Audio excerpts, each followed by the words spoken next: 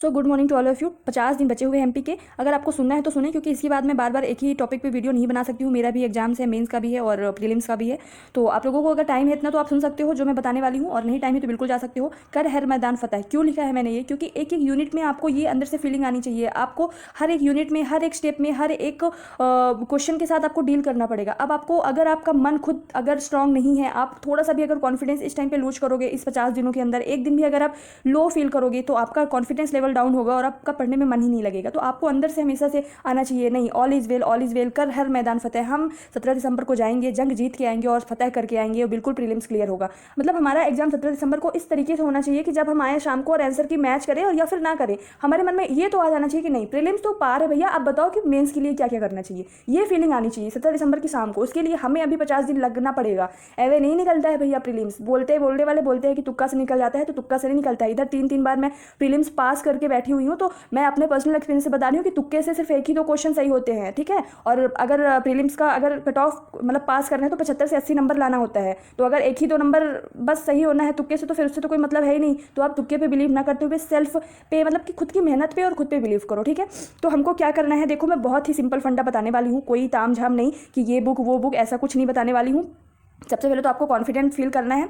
और देखो एमपी के लिए 3 यूनिट है, मतलब 3.5 यूनिट है एमपी के लिए, लगभग 35 क्वेश्चन, ठीक है। 3.5 यूनिट कैसे कि एक जो यूनिट 8 में करंट अफेयर्स आता है उसमें से 50-50%, यानी कि 50 मतलब लगभग 40 to 50% एमपी की करंट अफेयर्स आते हैं एमपी से, और बाकी की 50% नेशनल एंड इंटरनेशनल से, ठीक है।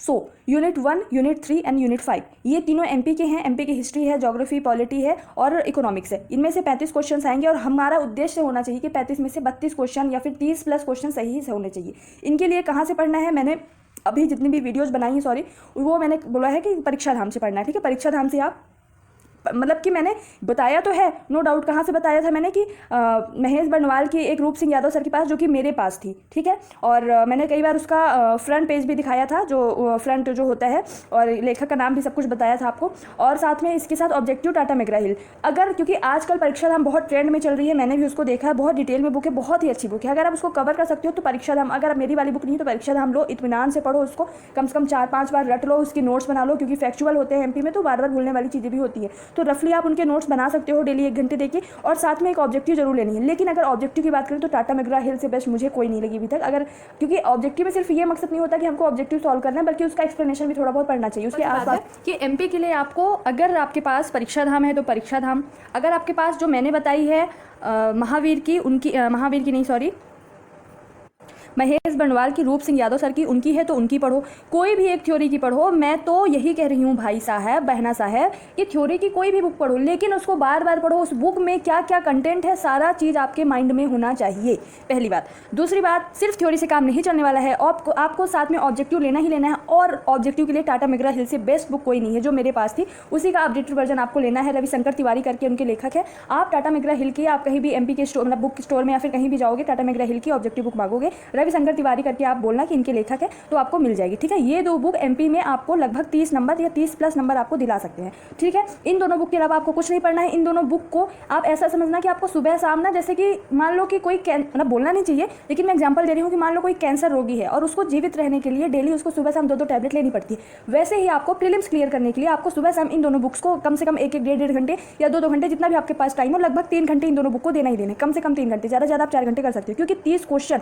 35 क्वेश्चन आने हैं, उनमें से 30 क्वेश्चन अगर आपको सही करना है तो मायने रखता है। तो गांठ बांध लो कि एमपी के लिए 2 बुक से ज़्यादा आपको प्रीफर नहीं करना है, क्योंकि इन्हीं दोनों बुक को बार बार पढ़ने में बहुत टाइम जाने वाला है। अब चलते हैं हम ट्रेडिशनल सब्जेक्ट में, हिस्ट्री में, इंडियन हिस्ट्री में, इंडियन ज्योग्राफी में, वर्ल्ड ज्योग्राफी में, और पॉलिटी में, इकोनॉमिक्स में, ठीक है।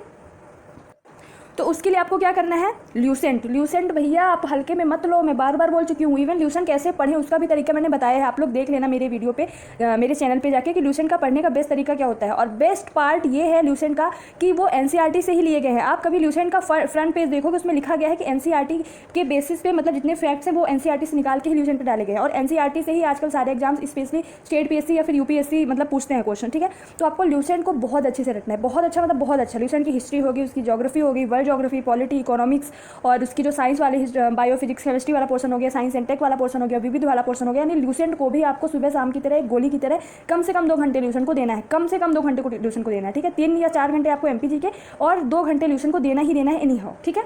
अब ल्यूसेंट की थ्योरी के बाद आपको ल्यूसेंट की एक ऑब्जेक्टिव होती है। कौन सी ऑब्जेक्टिव?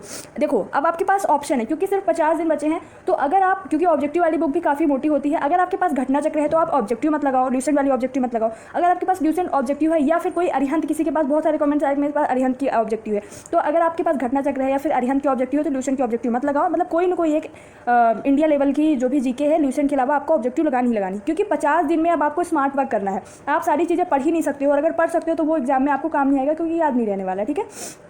तो आपको स्मार्ट वर्क करना है, खेलना है अब एग्जामिनर के साथ, क्योंकि 70 to 80% एकदम नॉर्मल क्वेश्चन रहेंगे। और वही क्वेश्चन, मतलब अभी 2022 में इतना आसान क्वेश्चन था, मैं खुद आते हुए कम से कम 4-5 क्वेश्चन गलत करके आई हूँ। मेरे 80 आए थे, 80 क्वेश्चन सही थे। जब वापस से जब मतलब मार्क्स आए तो 79 क्वेश्चन सही थे। मैं मानती हूँ कि मेरी गलतियों की वजह से मेरे एग्जाम हॉल में लगभग 4 से 5 क्वेश्चन मैंने गलत करके आया, जो कि एकदम बहुत ईजी थे। तो आपको वो गलती नहीं करनी है, बस आपको मतलब जो सब सही कर रहे हैं वो सही करना है, इस पर फोकस करना है कि जो सब सही करेंगे वो सही करना है, जो सब गलत करेंगे वो गलत होगा, कोई दिक्कत नहीं। आप रेस से अंदर हो, रेस में अंदर हो, लेकिन अगर सब जो सही कर रहे हैं उनमें से अगर एक क्वेश्चन भी आपने गलत किया, आप पक्के से रेस से बाहर हो जाओगे। तो आपको नॉर्मली पढ़ना है, जनरल बोलते ही क्या है कि सामान्य ज्ञान, यानी कि एकदम सामान्य जानकारी, एकदम विशेष के चक्कर में मत पढ़ना, एमपी को छोड़ के, ठीक है। तो आप ल्यूसेंट पढ़ लोगे, मोर देन इनफ होगा। ल्यूसेंट प्लस कोई भी ऑब्जेक्टिव, चाहे वो अरिहंत हो, चाहे वो घटना चक्र हो, चाहे वो ल्यूसेंट की ऑब्जेक्टिव, ठीक है। तो आपकी मैंने 6 यानी कि लगभग 60 नंबर का मैंने पूरा बता दिया है कि 60 नंबर आप कहाँ से पढ़े। सिर्फ अभी तक 4 बुक हुई हैं, मतलब 2 थ्योरी और 2 ऑब्जेक्टिव, ठीक है। आप नेक्स्ट चलते हैं। और हाँ, पूरी वीडियो देखना, लास्ट में मैं कुछ चीज़ें ऐसी बताऊंगी, अगर 50 दिन आपने फॉलो कर लिया तो डेफिनेटली आपका प्रीलिम्स क्लियर होगा, डेफिनेटली मतलब डेफिनेटली, ठीक है। तो आपको वीडियो पूरी देखनी है। पहले आप सुनो, इन 3 यूनिट्स के लिए क्या करने हैं, यूनिट 7 के लिए, यूनिट 9 के लिए, यूनिट 10 के लिए। मैंने पहले भी बताया कि या तो निर्माण IAS पढ़ो या फिर आप 7 के लिए परीक्षा धाम पढ़ सकते हो, लेकिन इन दोनों के लिए निर्माण IAS, ठीक है। अगर कोशिश ये करना कि अगर निर्माण IAS से आप ये दोनों टॉपिक यूनिट 9 और 10 पढ़ रहे हो तो यूनिट 7 को भी निर्माण IAS से पढ़ना, क्योंकि निर्माण IAS में चीज़ें थोड़ी सी डिटेल में दी हुई होती है। और इनमें से मतलब क्वेश्चन, क्योंकि देखो यूनिट 10 इतना आसान है, जो आयोग है 15 के 15 आयोग कहाँ से क्वेश्चन पूछेगा, तो वो कुछ ना कुछ ऐसे घुमा फिरा के इधर उधर से पूछता है। तो निर्माण IAS ने हर तरीके के क्वेश्चंस को कवर किया हुआ है, हर तरीके के फैक्ट्स को कवर किया हुआ है, करंट अपडेटेड रहता है। तो 2023 वाली निर्माण IAS की बुक अगर आ गई हो तो वो लेना, इसी तरीके से यूनिट 9 की 2023 वाली बुक आ गई हो तो वो लेना, और यूनिट 7 की भी, ठीक है। तो मैं यही बोलूंगी कि यूनिट 7, 9 और 10 को निर्माण IAS से पढ़ो, रट्टा मारो। निर्माण IAS की बुक इतनी मोटी नहीं होती, मेंस की मोटी मोटी बुकलेट्स है, लेकिन प्रीलिम्स की जहाँ तक मैंने देखी है तो पतली पतली बुकलेट आती है, तो उनको आपको रट्टा मारने हैं। तो कितने बुक हो गए, 4 ये बुक हो गए, 4 3 7 बुक हुए हैं, ठीक है। 7 बुक, और यूनिट कितनी हो गई है, 9 हुई है। मतलब 9 यूनिट के लिए मैंने सिर्फ अभी तक 7 बुक बताई हैं, ठीक है। सिर्फ 7 यूनिट 9 मतलब 9 यूनिट्स के लिए आपको एक बुक भी नहीं देने हैं, 7 बुक में आपका काम होने वाला है। और अब बचा करंट अफेयर्स।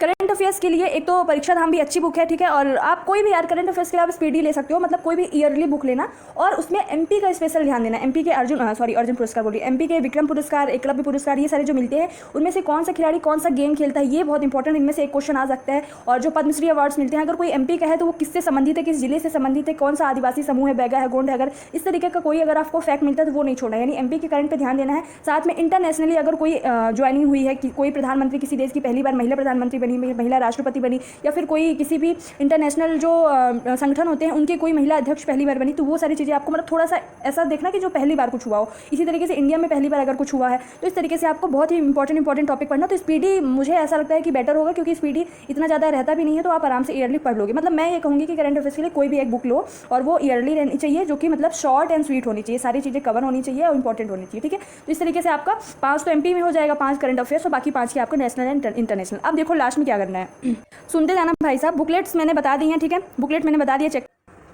अब ये टाइम टेबल की अगर बात है तो आपको देखो हर एक इंसान की का जो माइंड है, IQ लेवल वो अलग होता है, किसी और इंटरेस्ट अलग होता है। किसी को साइंस अच्छी लगती है, साइंस में इंटरेस्ट है तो साइंस उसकी अच्छी होगी, तो किसी की हिस्ट्री अच्छी होगी। आपका जो सब्जेक्ट आपको टफ लगता है, या फिर जो समझ नहीं आता है, या फिर जो आपका वीक पोर्सन है, वो आप सुबह सुबह रखना। सुबह क्यों रखना, सुबह के 3 घंटे के स्लॉट आप उनको देना जिनमें आपको लगता है कि आप वीक हो, या फिर उनमें उन पोर्शंस में आपको नंबर नहीं आ रहा है, वो टॉपिक आपको याद नहीं हो रहा है। क्यों? क्योंकि जब हम सुबह उठते हैं तो हम सोने के उठने के तुरंत बाद के 3 से 4 घंटे हमारा माइंड एकदम से फ्रेश होता है, हम ज़्यादा हमारा माइंड खाली होता है, ज़्यादा से ज़्यादा चीज़ों को ग्रैप्स कर सकते हैं और तुरंत आसानी से समझ सकते हैं। तो सुबह उठते ही आपको उन टॉपिक्स को देना है जो आपको लगे कि टफ है। फिर दोपहर में थोड़ी सी हमारी एनर्जी डाउन होती है, तो आपको उनमें देना है जो आपको आसान लगे, तो उसमें आपको इंटरेस्ट भी आएगा और भले एनर्जी डाउन होगी, लेकिन जब आप इंटरेस्टिंग चीज़ या फिर अपनी मनपसंद की चीज़ पढ़ोगे जो आपको ऑलरेडी आता है, तो आपकी एनर्जी वापस से हाई होगी। देन आपको दोपहर में थोड़ा सा आधे घंटे का नैप लेना है, उसके बाद वापस से आप सेम सुबह वाली एनर्जी लेवल आपकी हो जाएगी। तो फिर वापस से आप जो भी आपको सब्जेक्ट पढ़ने हो, एमपी हो गया या फिर कोई भी सब्जेक्ट जो आपको लगे कि थोड़ा सा टफ है पहले इसकी अपेक्षा, या फिर थोड़ी सी कम चीज़ें आपको आ रही हैं, वो पढ़ना है। इसी तरीके से आपको सुबह से शाम तक पूरा साइंटिफिक टाइम टेबल बनाना है। और टाइम टेबल मैंने आपको वैसे भी पहले पूरा अच्छे से किस टाइम पे क्या पढ़ना है मैंने बता रखा है, वो आप मेरे चैनल पे जाके देख लेना, ठीक है। अब रही बात की स्कोरिंग में एमपी स्कोरिंग है, नो डाउट एमपी में आपको थोड़ा सा मेहनत करना पड़ेगा, सुबह शाम टाइम देना पड़ेगा। और सबसे ज़्यादा स्कोरिंग है यूनिट 10 और यूनिट 9 और करंट अफेयर्स, ठीक है। यूनिट 9 सब कहते हैं यूनिट 9 टफ है, लेकिन मैं कहती हूँ अगर आप खाली निर्माण आईएएस की थ्योरी और ऑब्जेक्टिव लगा लिए तो यूनिट 9 आपके लिए स्कोरिंग है, आराम से 10 में 8 क्वेश्चन आप सही कर सकते हो। यूनिट 10 अगर आपने बहुत अच्छे से कर लिया, डिटेल में सारे आयोगों को कर लिया, ऑब्जेक्टिव भी सॉल्व कर लिया, तो आराम से आप 10 में 9 या 10 में 10 कर सकते हो, ठीक है। और करंट अफेयर्स भी अगर आपने डेली आधे घंटे भी टाइम दिया तो आराम से 10 में कम से कम 7 से 8 कर सकते हो, ठीक है। रही बात यूनिट 7 की, तो निर्माण आईएएस ही अगर आप बुक पढ़ रहे हो तो फिर उससे अच्छा कुछ है ही नहीं, और उसमें भी स्कोर आराम से 6 से 7 या फिर 7 क्वेश्चन आप कर सकते हो। ये थोड़े से मतलब कह सकते हैं हम कि टफ है, क्योंकि लेकिन आपको इसमें टारगेट भी ज़्यादा नहीं करना है। 30 में आपको 15 से 20 करना है, मतलब 20 क्वेश्चन अगर आपके 30 में सही हैं, देखो 15 क्वेश्चन तो आप 50% तो कर ही सकता है इंसान, बाकी कि आप तुक्के भी लगाएंगे, कुछ लॉजिक लगाओगे तो आपके ऑलरेडी सही हो जाएंगे। और इनमें से हमको स्कोरिंग एमपी में स्कोर करना है 35 में कम से कम 30 क्वेश्चन, यानी 4 से 5 हम गलत कर सकते हैं, लेकिन बाकी हमको 30 क्वेश्चन सही करने हैं, ठीक है। और टेस्ट सीरीज़ की बात करूँ तो मैंने टेस्ट सीरीज़ के लिए अलग से वीडियो बनाई है, फिर भी मैं आपको बता देती हूँ कि टेस्ट सीरीज़ के लिए आपको क्या करना है कि पहली बात तो टेलीग्राम पे बहुत सारे ऐसे चैनल है, कुछ चैनल के मैं नाम बता देती हूँ, जैसे कि एक डीआर एमपीपीएससी करके हो गया, और एक फोकस फॉर एमपीपीएससी कुछ ऐसे करके है, मतलब 2-3 चैनल से। और अगर नहीं है तो आप मेरे टेलीग्राम चैनल पे ऐड हो जाओ, उस पर मैं एक एक करके डेली एक एक करके टेस्ट सीरीज़ भेज रही हूँ, प्लस उसके आंसर की भी भेज रही हूँ। आपको कोई भी महंगी टेस्ट सीरीज़ ना ऑफलाइन ना ऑनलाइन लेने की जरूरत है, आप बस OMR सीट का प्रिंट आउट निकलवा लो और उस टेस्ट सीरीज़ को OMR सीट पर भरते जाओ और आंसर की से मैच करते जाओ और अपना सेल्फ एनालिसिस करो। 2 घंटे का टाइमर लगा लो, फिर टेस्ट दो एग्जाम हॉल जैसे माहौल में बैठ के बंद कमरे में, और फिर सेल्फ एनालिसिस करो कि आपके किस यूनिट में कौन सा पोर्शन गलत हो रहा है, कौन सा पोर्शन आपके मतलब मार्क्स कम ला पा रहा है, किस पोर्शन में आप अच्छे हो, वो सारी चीज़ें एनालिसिस आप करो और रिकॉर्ड करो कि हाँ इस टेस्ट में मैंने इतने नंबर पाए, अगले टेस्ट में मेरा इतना इंप्रूव होना चाहिए, तो वगैरह वगैरह। आप टेस्ट सीरीज दो तो उसका एनालिसिस करना बहुत जरूरी है। एनालिसिस करो और जो आपसे क्वेश्चन नहीं आ रहा है उनकी आप नोट्स बनाओ, उन क्वेश्चन के आंसर का नोट्स बनाओ, उन क्वेश्चन से आसपास से के रिलेटेड मतलब जितने भी फैक्ट हो उनको आप नोट करते चलो, ठीक है। तो टेस्ट सीरीज का ये मतलब होता है। और ओनली सेल्फ स्टडी, आप इस चक्कर में मत पढ़ना कि मैं यहाँ का कोर्स ले लूँ, उस कोचिंग का कोर्स ले लूँ या फिर कोई अदर नोट्स ले लूँ, नहीं। अब आपको जितनी मैंने बुकलेट्स बनाई हैं सिर्फ ल्यूसेंट पढ़ो और ऑब्जेक्टिव कोई एक पढ़ो, इधर एमपी में परीक्षा धाम या फिर महेश बनवाल सर की बुक पढ़ो और ऑब्जेक्टिव पढ़ो, ठीक है। और बाकी इधर निर्माण आईएएस, बस इतने बुक को आपको बस यही 50 दिन में इन बुक्स को 7-8 बुक्स को आपको अपना साथी बनाना है, हमसफ़र बनाना है। और इन्हीं बुक के साथ आप अगर आप लड़ते रहे, भले आपको समझ नहीं आ रहा, पढ़ो तो हमको कई बार ऐसा फील होता है कि हमने पढ़ तो लिया है, हम पढ़ तो रहे हैं लेकिन समझ नहीं आता है। आप दूसरे दिन सुबह उठोगे ना तो आप जो टॉपिक रात में पढ़ रहे होते हो और आपको लग रहा होता है कि नहीं हमको समझ नहीं आ रहा है, वो आपको रिकॉल होता रहेगा। तो आप पढ़ो, 2-3 बार उसको पढ़ो, भले समझना है आप 3-4 बार पढ़ो। आप पूछो ना उससे, उस लाइन से बोलो कि तुम मेरे को समझ नहीं आ रहे हो लेकिन मैं तुमको समझ के रहूँगा। आप मतलब कि सेल्फ कॉन्फिडेंस आपके अंदर कूट के भरा होना चाहिए, ओवर कॉन्फिडेंस नहीं, सेल्फ कॉन्फिडेंस, ठीक है। और अगर इस तरीके से आप लड़ते रहे, डेली एक दिन करके एक घंटे का आपने अच्छे से यूटिलाइज करा, साइंटिफिक तरीके से टाइम टेबल बनाया और हर चीज़ आपने टाइम से किया, आप थोड़ा सा मेंटल हेल्थ पे ध्यान दिया करो, योगा किया करो, प्राणायाम किया करो, भ्रामरी प्राणायाम बहुत इंपॉर्टेंट होता है वो किया करो, फिंगर टिप्स का यूज किया करो, तो ये सारी चीज़ें आपको बहुत ज़्यादा हेल्प करने वाली। 50 दिन सिर्फ ये 7-8 बुक और आप और आपका रूम और अच्छी डाइट होनी चाहिए और अच्छी नींद होनी चाहिए, बस इतना ही करो, ज़्यादा करने की जरूरत नहीं है। ना इधर कोचिंग ना उधर कोचिंग ना कोई टेस्ट सीरीज मैं भेज दिया करूँगी, वही आप खुद सेल्फ एनालिसिस करो, ठीक है। तो ओवरऑल अब मैं ओवरव्यू दे देती हूँ कि मैंने क्या बताया, उसकी एक समरी दे देती हूँ। अगर आपने इनको फॉलो किया जो मैं बता रही हूँ, अभी भी टाइम है 50 दिन, मोर देन मतलब बहुत ज़्यादा आपके पास टाइम है। अगर 50 दिन भी आपने अच्छे से यूटिलाइज कर लिया तो उन सभी से आप आगे निकल जाओगे जो 3-3 साल से तैयारी कर रहे हैं, ठीक है। तो आपको लास्ट में मैं ओवरव्यू देती हूँ कि क्या समरी थी इस वीडियो की।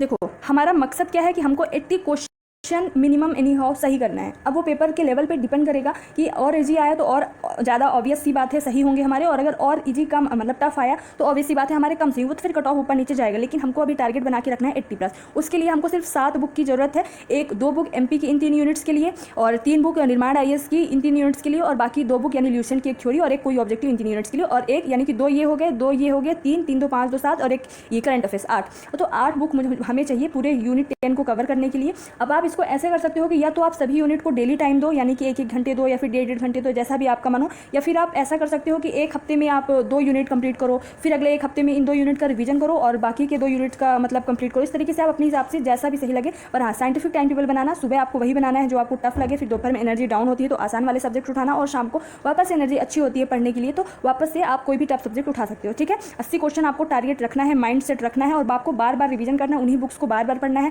टेस्ट सीरीज जरूर लगाना है, और टेस्ट सीरीज को हवा में मत लेना। टेस्ट सीरीज मतलब ऐसे ही लेना जो मतलब एकदम हाई लेवल के क्वेश्चन भी ना रहे और एकदम लो लेवल के क्वेश्चन भी ना, जो समथिंग जो रियल एग्जाम्स होते हैं उनसे मैच करती जाएं, और उनका एनालिसिस करना कि इस टेस्ट में इतने आए, किस पोर्शन में मैं वीक हूँ, किस पोर्शन में मैं अच्छा हूँ। ठीक है, अपनी स्ट्रेंथ और वीकनेस को पहचानना, और फिर टेस्ट सीरीज का जितने भी इस बार आए, मान लो अभी आपके 60 क्वेश्चन आए तो आप ये कोशिश करना कि अगले टेस्ट में कम से कम 2 से 3 या फिर कम से कम 5 नंबर मेरे आगे होने चाहिए। तो टेस्ट सीरीज हो गया आपका। स्कोरिंग सब्जेक्ट मैंने बता दिया है, टाइम टेबल बता दिया, बुक लिस्ट बता दिया, ओनली सेल्फ स्टडी। अब सिर्फ आप और आपकी बुक्स ही आपके खुद के सहारा है। अगर आपने अच्छे से अपने ऊपर आत्मविश्वास के साथ अपने ऊपर विश्वास करके, माँ बाप की खुशियों को देखते हुए, उनके सपनों को सजोकर, अगर भगवान पे भरोसा करते हुए आपने पढ़ना अभी भी शुरू कर दिया, कुछ नहीं आता आपको, कुछ भी नहीं आता, लेकिन इन 50 दिनों में अगर आपने 10 से 12 घंटे मेहनत कर लिया और जिस तरीके से मैंने बताया वो सारी चीज़ें कर ली, तो आपको प्रीलिम्स निकालने से कोई नहीं रोक सकता। सबसे बड़ी बात होती है विश्वास, आत्मविश्वास। खुद पे विश्वास करो और प्रीलिम्स पास करो। So thank you so much. जय हिंद, जय भारत।